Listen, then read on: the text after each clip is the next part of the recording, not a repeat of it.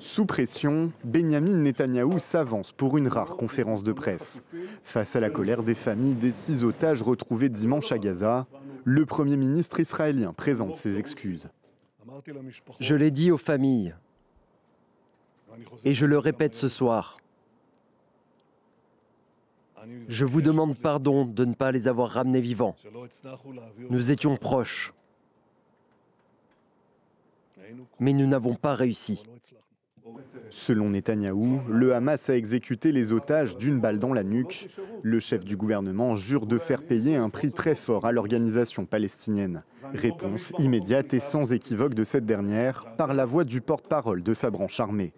L'acharnement de Benyamin Netanyahou à libérer les otages par la pression militaire au lieu de conclure un accord signifie qu'ils retourneront dans leur famille, dans des cercueils.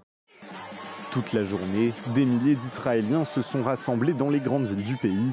À Tel Aviv, ces 2 manifestants se recouvrent de peinture rouge pour dénoncer le sort des otages.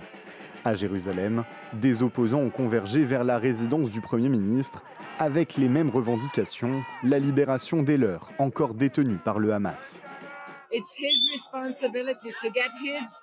C'est à Netanyahou qu'incombe la responsabilité de faire sortir ses citoyens, et il ne l'a pas fait. Au lieu de cela, il continue d'empêcher tout espoir de liberté. Plus tôt, une grève avait paralysé de nombreux secteurs, dont l'aéroport international Ben Gourion. Le tribunal du travail en a ordonné la levée en milieu de journée, car il répondait à des motifs politiques.